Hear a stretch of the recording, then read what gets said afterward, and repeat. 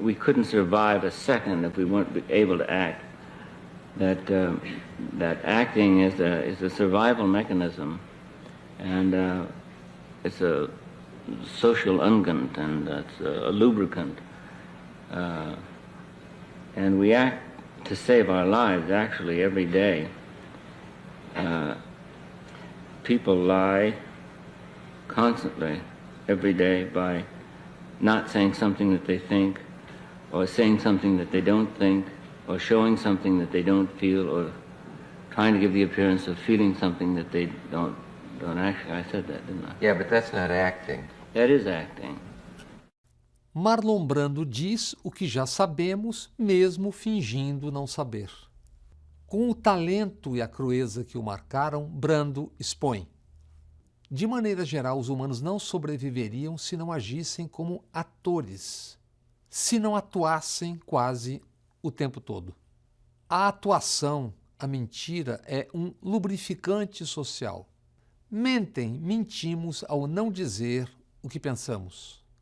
A atuação esconde o que se pensa, o que se quer ou não se quer.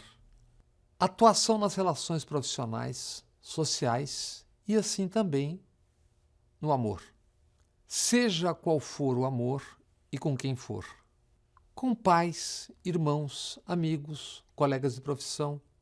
Nem se diga nas paixões e desencontros marcados por silêncios.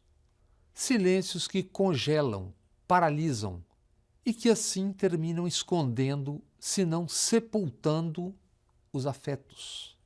Escondendo ou sepultando quase tudo, porque os olhos e os corpos falam mesmo não querendo. Imaginemos, portanto, como é na política. Política, o suprassumo do atuar, da atuação no sentido de ser o que não é ou não ser o que é. Max Weber é considerado um dos fundadores da sociologia. Weber fala em duas éticas: a ética da convicção e a ética da responsabilidade. Uma ética, a da convicção, presa ao que é o correto. A ética da responsabilidade, a que busca resultados. Obviamente, Weber não defendia que a busca de resultados implicasse em atirar convicções no lixo. Mas cada vez mais é o que temos e vivemos. Basta olhar, ouvir e ler O Mundo e o Brasil distópicos. Um exemplo recente e menor, bem menor a partir de quem é a personagem. A Justiça Eleitoral cassou o mandato da lamentável deputada Carla Zambelli. Quantos crimes depois? Por que não o fez antes? Por que poupa um certo Nicolinha que, tantas depois, prejudicou o país mentindo para milhões e milhões e milhões sobre o Pix? Por que fingem que o farsante não teve os apoios que teve e de quem para se eleger?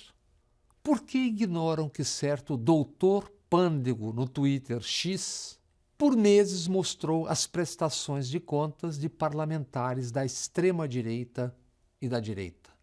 Não apenas da direita, claro, mas especialmente as prestações de conta da direita e da extrema-direita.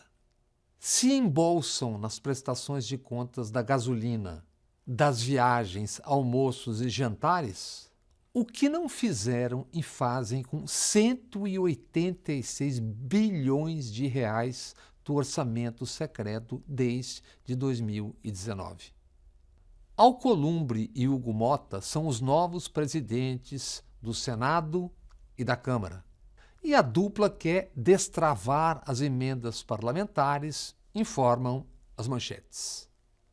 Por que não um pool de mídias, como se viu na pandemia, para rastrear a roubalheira com orçamento secreto? Corrupção bilionária que Flávio Dino travou no Supremo Tribunal Federal e que segue sendo investigada. Esquema criado por um general, então, no governo Bolsonaro. e general na ativa, Luiz Eduardo Ramos, então secretário de governo e depois chefe da Casa Civil. Esse sim, o maior escândalo de corrupção da história recente, ou nem tão recente assim, da história do Brasil. São 186 bilhões de reais que nas duas últimas eleições tornaram o dito Centrão dono do Congresso, dono da maioria das prefeituras do Brasil e sócio chantagista do governo, embora se tornando porções do Congresso despachantes dos piores interesses espalhados pelo país. Congresso usurpador de uma prerrogativa que é do Executivo, do governo federal. A prerrogativa de executar o orçamento. E agora, no encontro que remeterá à atuação citada por Marlon Brando no início deste comentário, Alcolumbre, um dos grandes operadores do orçamento secreto, quer conversar com Flávio Dino, ministro do Supremo Tribunal Federal. Dino, que só pela amostragem já sabe como e quanto se roubou secretamente. Dinheiro público, o seu, o meu. Hugo Mota, herdeiro da tragédia Lira, ambos beneficiários destes segredos sujos, vai a Dino igualmente. Anunciam que conversarão também sobre anistia. Anistia exatamente para os grupos ou representantes daqueles grupos que agora os elegeram presidentes da Câmara e Senado. A extrema-direita, com a ação e também omissão dos militares, ensaiou mais um golpe de Estado naquele 8 de janeiro. Invadiram e arrebentaram as sedes dos três poderes. Isso depois de 60 a 70 dias pregando golpe nas portas dos quartéis. E querem fazer crer que nada daquilo existiu. Aquilo deve ter sido um piquenique no domingo em Brasília. Fingem que num domingo não se assistiu àquelas cenas de terror e banditismo explícitos. E que o país não convive há anos com pregação e ascensão fascista e neonazista. Querem anistia, ou seja, querem repetir agora como tragédia a história. Como farsa, com militares e Bolsonaro, já vimos e vivemos. Uma anistia seria programar um golpe para o futuro, próximo ou mais adiante. Os agora jovens oficiais que viram e viveram o 8 de janeiro serão generais, coronéis, brigadeiros daqui a 15, 20 anos. O futuro do comportamento militar refletirá atos e exemplos do há pouco. E não poucos são os militares, filhos de militares, que hoje estão nos comandos das Forças Armadas. Atuar fingindo não ter visto o que se viu e viveu é desenhar o futuro. Pablo Marçal e Tarcísio de Freitas cometeram crimes eleitorais gravíssimos na véspera e no dia da eleição municipal em São Paulo. Marçal mentindo descaradamente contra Boulos às vésperas da eleição e o governador de São Paulo mentindo escancaradamente durante o domingo da eleição. O TSE, então, prometeu agir com rapidez. O que se tem por ora é um silêncio covarde da Justiça Eleitoral. Porque se punissem Pablo Marçal, teriam que punir também Tarcísio de Freitas. E ele é o preferido do dinheiro grande, do que chamam de elites, daquela coisa ridícula chamada Faria Limers. Dinheiro, que, em resumo, é o que tratam como se fossem elites. Tarcísio será jantado se Pablo Marçal seguir no páreo, ou se ambos não se unirem no que são e representam. Se for Marçal, o dinheiro, que há muito já não tem pátria, tomará conta. E Tarcísio encarna também o projeto militar de poder. Ele é um capitão do exército. Projeto militar que já se espraia até pela cultura, com quem supostamente nada tem a ver com isso. Isso está nos cortes de cabelos, como se fossem todos recos. Nas mussolínicas, indefectíveis camisas pretas. Nada contra as camisas pretas, mas quando se vê bandos de camisas pretas, há algo estranho no ar. Estamos vendo agora nos Estados Unidos o dinheiro e as milícias em marcha em defesa de Donald Trump e do que ele representa. Lá como cá e acolá.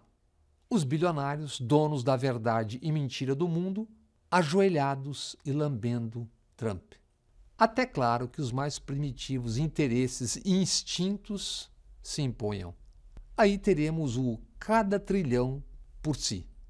Nesta foto, que certamente marcará as primeiras décadas do século XXI, os donos de mais de 10 trilhões de dólares pagando a festa e jurando amor a Trump. No dia seguinte, caíram na outra real. A China, que passou mais de 5.000 anos da sua história voltada para si e sua vizinhança, está no centro dos jogos de poder no mundo. DeepSeek, Alibaba, o Alibaba e tantos mais estão aí para demonstrar.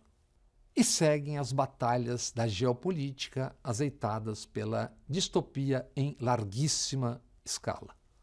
Sem um único tiro, a arma mais poderosa do momento e ainda um bebê, a inteligência artificial, em poucas horas tomou 1 trilhão de dólares dos donos da verdade e das mentiras do mundo.